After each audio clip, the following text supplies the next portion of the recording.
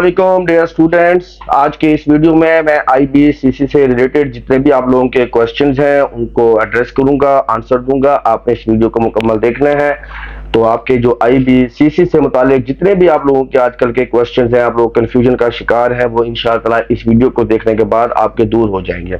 तो अब हम एक एक क्वेश्चन की तरफ बढ़ते हैं। मैं आपको बताता चलता हूँ कि आईबीसीसी में बच्चों को जो सबसे पहला जो मसला दरपेश आ रहा है वो आ रहा है कि चलान की अमाउंट जो है, मतलब जो फीस चलान है आईबीसीसी के लिए, उसकी अमाउंट कितनी होनी चाहिए। कुछ बच्चों के लिए वो 2800 आती है, कुछ बच्चों का 2400 आता है। तो इसमें परेशानी वाली कोई भी बात नहीं है। आप लोगों की जो अमाउंट है वो अगर 2400 है तो वो भी ठीक है, 2800 की अमाउंट आती है तो वो भी ठीक है। तो इसमें एक बात का ख्याल कीजिएगा कि जो आपका जो आईबीसीसी चलान को जब आप लोग जनरेट कर रहे होते हैं तो 1200 रुपीज पर डॉक्यूमेंट फीस है। मतलब अगर आपका एक डॉक्यूमेंट है तो 1200 रुपीज फीस आपको पे करनी पड़ेगी। अगर आप दो डॉक्यूमेंट्स आप जो टेस्ट करवा रहे हैं आईबीसीसी के ऑफिस से तो आपको 2400 पे करना पड़ेगा। कुछ बच्चे जो है वो during apply sealed envelope quantity के ऊपर जब टेक करते हैं तो 400 रुपीज पर क्वांटिटी जो है वो इंक्रीज हो जाती है। तो किसी का वो 2800 हो जाता है, तो किसी का वो 3200 भी हो जाता है। तो इसमें परेशान वाली बिल्कुल भी बात नहीं है बच्चों के लिए। आपका कोई भी अमाउंट का चलान जनरेट हो रहा है तो आपने सिंपल जाकर वो पे कर देना है अपने नेशनल बैंक के अंदर, आपका वो अप्लाई हो जाएगा। इसमें कोई रॉकेट साइंस वाली बात नहीं है। दूसरा ये कि चलान को हमने जनरेट कैसे करना है सही तरीके से। अगर जब आप लोग आईबीसीसी की वेबसाइट से अप्लाई कर रहे होते हैं तो आप लोग ऑनलाइन लॉगिन करते हैं। लॉगिन करने के बाद आप सारे स्टेप्स को करते हुए जब पहुंचते हैं एंड फॉर्म के ऊपर, तो बच्चों को वहां पे एक मसला आता है कि जैसे ही वहां पर वो क्लिक करते हैं मैट्रिक के अटेस्टेशन करवाने के लिए जो उनका सर्टिफिकेट है, तो ऑटोमेटिकली वो एफएससी के सर्टिफिकेट पे भी क्लिक हो जाता है। तो इसमें ज़्यादा टेंशन वाली बात बिल्कुल भी नहीं है। आप लोगों के पास दूसरा मेथड भी है चलान को डाउनलोड करने के लिए। आपने यहाँ से सिर्फ एप्लीकेशन फॉर्म को डाउनलोड कर लेना, फिर आपने वापस अपनी जो मेन पेज है आईबीसीसी का वहां पे आना है। आप लोग स्क्रीन पर भी देख सकते हैं, मैं इस वक्त आपको वीडियो के जरिए ये दिखा रहा हूं कि आप लोग जो चलान है वो मैनुअल तौर पर कैसे जनरेट कर सकते हैं। आप लोग ये मैनुअल तौर पर चलान जनरेट करके भी अपना जो प्रोसीजर है उसको कंप्लीट कर सकते हैं और अप्लाई कर सकते हैं। और इधर फिर बच्चों का सवाल होता है कि हमारे फॉर्म के ऊपर जो है वो लिखा हुआ है कि एक मैट्रिक का टेस्टेड डॉक्यूमेंट जो है वो सर्टिफिकेट है, इसी तरह एफएससी के ऊपर भी सर्टिफिकेट आ रहा है, तो हमें कोई टेंशन तो नहीं होगी। तो इसमें कोई भी टेंशन नहीं होनी है। आप यकीन करें काफी सारे बच्चों ने अप्लाई कर भी दिया है। प्रैक्टिकल यही है कि अगर आप लोग ऐसे अप्लाई करते हैं, आपका जहां से आप लोगों ने चलान को डाउनलोड नहीं करना, आपने चलान को इस वाले तरीके से डाउनलोड करना जो अभी मैंने आपको बताया है।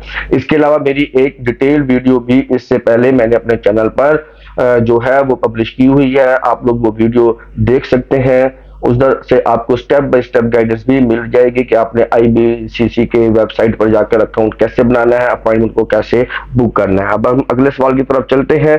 आजकल जो बच्चों का सबसे बड़ा सवाल है वो ये आ रहा है कि जो डेट जो अपॉइंटमेंट की आ रही है वो जो है वो 31 अक्टूबर के बाद की डेट है, क्योंकि यूएचएस में जो अप्लाई की डेट है वो 31 अक्टूबर है तक लास्ट डेट है। तो बच्चे परेशान हैं, उनको क्या करना चाहिए। तो इसमें ये बात जान लें, आप लोगों को जो भी डेट मिल रही है इसका कोई दूसरा सोल्यूशन है ही नहीं आप लोगों के पास। गवर्नमेंट को भी पता है, यूएचएस को भी नॉलेज में आ जाएगा कि बच्चों को जो डेट है वो 5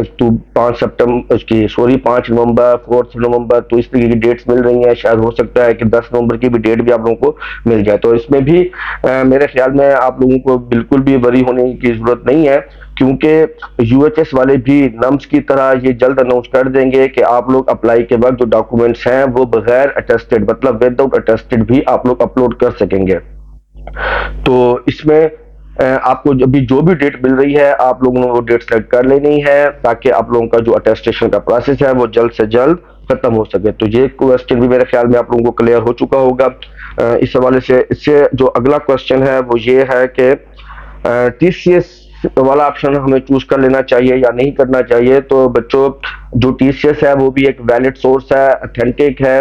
क्योंकि ये ऑथोराइज किया है आईबीसीसी ने। आईबीसीसी ने टीसीएस की ऑथराइजेशन के मुतालिक अपनी वेबसाइट के ऊपर एक पब्लिक नोटिस भी इशू किया हुआ है, जिसके मुताबिक ये है कि अगर बच्चे टीसीएस से भी अपनी जो अटेस्टेशन का प्रोसेस है वो करवाएंगे तो उनके डॉक्यूमेंट्स बिल्कुल भी गुम नहीं होंगे। उनको इस बारे में परेशान नहीं होना चाहिए कि कहीं उनके डॉक्यूमेंट्स गुम ही ना हो जाए।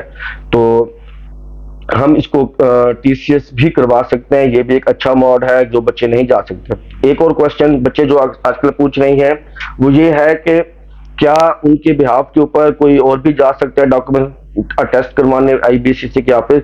तो बच्चों इसमें सिंपल बात है कि अगर आपका कोई ब्लड रिलेशन है, जिस तरह आपका भाई हो गया, आपकी बहन, आपकी सिस्टर, आपका फादर, मदर, ये जो है आपके बिहाफ के ऊपर जो है आईबीसीसी के ऑफिस से डॉक्यूमेंट जो है वो कलेक्ट भी कर सकते हैं और अटेस्ट भी करवा सकते हैं। मगर इसके लिए जब आप लोग ऑनलाइन अपॉइंटमेंट बुक करवाते हैं तो आपने पहले वहां पर सेल्फ की बजाय आपने वहां पर टिक करना है ऑथोराइज्ड का। आप लोग भी स्क्रीन पर देख सकते हैं, ये आपको शो हो रहा होगा कि सेल्फ वाली ऑप्शन भी आती है और दूसरी ऑथोराइज्ड की ऑप्शन आती है। तो आपने यहाँ से ऑथोराइज्ड के ऑप्शन को टिक कर लेना है। तो टिक करने के बाद जो भी आपका पर्सन है ऑथोराइज, उसकी जो इंफॉर्मेशन है यहाँ पर आप लोगों ने इंसर्ट कर देनी है। तो ऑथोराइज पर्सन अपनी फोटो कापी साथ लेकर जाएगा और आईबीसीसी के ऑफिस से आपको डॉक्यूमेंट्स मिल जाएंगे।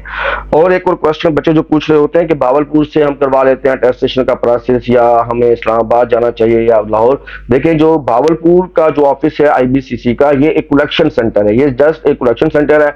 यहाँ पर आप लोग जब भी अटेस्ट करवाने जाएंगे आपको जो भी डेट मिलेगी तो आपको उस दिन डॉक्यूमेंट वापस नहीं मिलेंगे अटेस्ट करके। ये आपके डॉक्यूमेंट अपने पास कलेक्ट कर लेंगे और फिर ये भी लाहौर ही भेजते हैं और वहां से अटेस्ट होकर आते हैं। तो इस तरह आप लोग इंस्टेड के आप लोग भावलपुर को चूज करते हैं। आप लोगों को चाहिए कि आप लोग या तो टीसीएस के ऑप्शन पर जाएं या आप लोग लाहौर या इस्लामाबाद के लिए विजिट करें, जो भी आपको डेट मिलती है। और जब आप लाहौर या इस्लामाबाद के लिए अपनी अपॉइंटमेंट को बुक करवाते हैं तो आप लोगों को इस बात का भी ख्याल करना चाहिए, आप लोग हमेशा जो अपॉइंटमेंट की बुकिंग है वो फर्स्ट स्लॉट में कराएं। जो एक 2 स्लॉट्स दी जाती हैं कि बुकिंग की, तो आपने फर्स्ट स्लॉट में जो है वो बुकिंग करवानी है ताकि आप लोगों का जो प्रोसेस है उसी दिन ही मुकम्मल हो जाए, आपको दोबारा कोई चक्कर न लगे। जब आप लोग दूसरी स्लॉट में बुकिंग करवाएंगे तो वो 3 बजे के बाद का टाइम मिलेगा। तो इससे आपको जो डॉक्यूमेंट अटैच शुदा है वो आपको नेक्स्ट डे पे मिलेंगे, जिससे आप लोगों का एक दिन वहां पर ज़ाया हो जाएगा। अब हम अगले सवाल की तरफ चलते हैं कि आईबीसीसी जो है वो मैंडेटरी है नम्स और यूएचएस के लिए या नहीं। तो इसके बारे में मैं आपको आगाह करता चलता हूं कि पाकिस्तान की आप लोग किसी भी यूनिवर्सिटी में एडमिशन लेंगे, चाहे वो बीएस के लिए ले रहे हैं, चाहे वो आप एमबीबीएस के लिए ले रहे हैं, तो इस बारे में आप लोग जान लें कि जो कि आईबीसीसी की तरफ से तस्दीक शुदा डॉक्यूमेंट्स है उनका होना जरूरी है। At the time of admission आप लोगों को लाजमी तौर पर अपने जो तस्दीक शुदा डॉक्यूमेंट्स हैं वो प्रोड्यूस करने होंगे, अदरवाइज आपका एडमिशन कैंसिल भी हो सकता है। तो अपने प्रोसेस को जारी रखें और एडमिशन के लिस्ट लगने से पहले पहले आप लोगों की अटेस्टेशन कंप्लीट हो जानी चाहिए। अब मैं आपको आईबीसीसी के मुतालिक एक ब्रीफ इंट्रोडक्शन देता हूं। वो ये है कि प्रोसीजर, ये एक शॉर्ट प्रोसीजर मैं आपको यहाँ इस वीडियो में बताऊंगा। मैंने इसकी डिटेल वीडियो पहले से भी अपलोड की हुई है। शॉर्ट प्रोसीजर ये है कि इसके 3 स्टेप्स हैं। पहला स्टेप में आप लोगों ने क्या करना है, आप लोगों ने अपने डॉक्यूमेंट्स उठाने हैं, उनकी फोटो कापी करवा कर बोर्ड के ऑफिस जाएंगे। याद रखिए कि बोर्ड के ऑफिस में आपके जो डॉक्यूमेंट्स हैं उनकी फोटो कापी होनी चाहिए। 3 फोटो कापी इस डॉक्यूमेंट के आपके पास हो, आप बोर्ड के ऑफिस जाएंगे, वहां पर फीस पे करेंगे। मुख्तलिफ फीस होती है, किसी की 6000 फीस होती है बोर्ड में, किसी की 8000 है, किसी की 9000 है।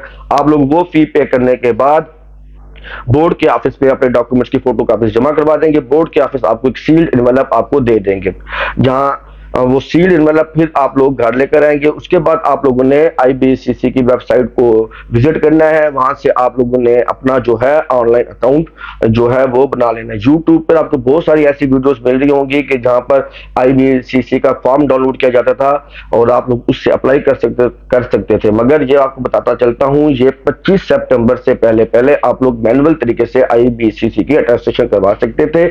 अब जो है आपको ऑनलाइन अपॉइंटमेंट से ही आप लोग करवा सकते हैं अटेस्टेशन। तो ऑनलाइन अपॉइंटमेंट के लिए आप लोग क्या करेंगे, आप लोग अपने वेबसाइट के ऊपर आईबीसीसी की वेबसाइट को ओपन करेंगे, वहां पर आप लोग अपना अकाउंट बनाएंगे, फिर आपको जीमेल के ऊपर एक्टिवेशन ईमेल आएगी, आपने जीमेल से अपनी ओपन करना है और वहां से जो आईबीसीसी की एक्टिवेशन ईमेल आई हुई होगी वहां से आपने अपना अकाउंट एक्टिव कर लेना। उसके बाद आप लॉग इन कर लेंगे, आपका साइन इन हो जाएगा, आप लोग जो इंफॉर्मेशन है वहां पर पुट करेंगे। पहले आप लोग अपनी पर्सनल इंफॉर्मेशन देंगे, उसके बाद आपको एकेडमिक्स की इंफॉर्मेशन देनी होगी। इसके बाद आपसे पूछा जाएगा कि आप लोगों ने जो आईबीसीसी का अटेस्टेशन है वो बाजरिया वॉक इन करनी है या आपने थीसिस के जरिए करनी है। तो फिर वहां पर आप लोग थीसिस या ये जो भी है आपने वॉक इन वाली सेल्फ वाली चूज कर लेंगे। तो इस तरह आपको एक डेट मिल जाएगी, अगर आप वॉक इन कर रहे होंगे तो अब उस डेट को आपने आईबीसीसी के ऑफिस को विजिट करना है और आपका प्रोसेस कंप्लीट हो जाएगा। अब एंड के ऊपर में 2-3 क्वेश्चन और हैं जो आईबीसीसी से रिलेटेड नहीं है मगर वो एमडी कैट एस्पायरेंट से रिलेटेड जरूर है। तो बहुत अहम क्वेश्चन है कि बच्चे पूछ रहे हैं कि क्या इस साल जो यूएचएस के गवर्नमेंट मेडिकल कॉलेजेस हैं या प्राइवेट मेडिकल कॉलेजेस हैं उसमें जो एफएससी के जो नंबर है वो किस तरह काउंट किए जाएंगे। खास तौर पर जो रिपीटर स्टूडेंट हैं उनका ये क्वेश्चन है। जहां बच्चों अभी तक के जो मैंने पॉलिसी पंजाब गवर्नमेंट की रीड की है और जो आज यूएचएस की जो पॉलिसी को रीड किया है, अभी तक मुझे इसी ही बात की समझ में आई है कि आप लोगों के इलेक्टिव सब्जेक्ट काउंट नहीं होंगे। तमाम स्टूडेंट्स चाहे जिनकी एफएससी 2021 की थी, 2022 की है या इस साल 2023 की है, तमाम स्टूडेंट्स के एफएससी के फुल मार्क्स काउंट किए जाएंगे। ठीक हो गया। दूसरा ये क्या एमडी कैट का जो रिजल्ट जो लास्ट ईयर 2022 वाला था वो वैलिड है या नहीं है, तो इसके बारे में क्लियर इंस्ट्रक्शन अभी तक यूएचएस की एड में भी आ चुकी है कि 2022 का जो एमडी कैट का रिजल्ट वो इस साल वैलिड नहीं है। ना आप प्राइवेट मेडिकल कॉलेज में एडमिशन ले सकते हैं, ना आप गवर्नमेंट मेडिकल कॉलेज में एडमिशन ले सकेंगे उस रिजल्ट की बेस के ऊपर। तीसरी सबसे बड़ी डेवलपमेंट जो है वो इस वाले से ये है कि हिफ्ज कुरान के जो नंबर थे जो पहले होते थे जिससे एक स्टूडेंट का 0.7625 मिनट था वो बढ़ जाता था, मगर क्योंकि अब हिफ्ज कुरान के नंबर खत्म कर दिए गए हैं तो इसलिए अब ना हिफ्ज कुरान का टेस्ट होगा और ना ही आपको कोई जो है वो आपके नंबर बढ़ेंगे 0.762। और एक और क्वेश्चन बच्चों की तरफ से होता है कि जो करेक्टर सर्टिफिकेट है क्या उन्होंने बनवाना है या नहीं बनवाना, तो इसके बारे में आपको बताता चलता हूं। करेक्टर सर्टिफिकेट सिर्फ और सिर्फ उन स्टूडेंट्स ने बनवाना है जिनके पास जो बच्चे अप्लाई कर रहे होंगे अंडर डेवलपमेंट डिस्ट्रिक्ट्स के ऊपर, जो अंडर डेवलप्ड डिस्ट्रिक्ट्स की सीट के ऊपर अप्लाई करेंगे उनके लिए जरूरी है कि वो करेक्टर सर्टिफिकेट्स को भी बनवाएंगे। तो मेरे ख्याल में यही आप लोगों के क्वेश्चंस थे, मैंने इन तमाम क्वेश्चंस को ब्रीफली आंसर कर दिया है। इसके अलावा भी अगर कोई बात रह चुकी होगी तो आप कमेंट बॉक्स में अपना क्वेश्चन पूछ सकते हैं, मैं आपको उसका आंसर कर दूंगा। और इंशाअल्लाह बच्चों की तरफ से काफी डिमांड आ रही है कि अपनी नेक्स्ट वीडियो के अंदर मैं प्राइवेट मेडिकल कॉलेजेस के फीस स्ट्रक्चर, उनके क्लोजिंग मेरिट के बारे में एक डिटेल वीडियो बनाऊं। तो बहुत जल्द पहले मैं प्राइवेट मेडिकल कॉलेजेस के बारे में इंफॉर्मेशन इकट्ठी कर चुका हूं, तो मैं 1 से 2 दिन के अंदर अंदर आपके लिए वो प्राइवेट मेडिकल कॉलेज से रिलेटेड भी वीडियो लेकर आ रहा हूं। आप लोग मेरे चैनल के साथ जुड़े रहिएगा, सब्सक्राइब कर लीजिएगा मेरा चैनल, लाइक भी करें, शेयर करें ताकि आप लोगों को जो भी लेटेस्ट न्यूज है वो बार वक्त मिलती रहे और आपको किसी भी किस्म का कोई भी आपको परेशानी ना हो अपने अप्लाई के प्रोसीजर से लेकर। और खुदा हाफिज बच्चों, अल्लाह हाफिज, अपना ख्याल रखिएगा, अल्लाह हाफिज।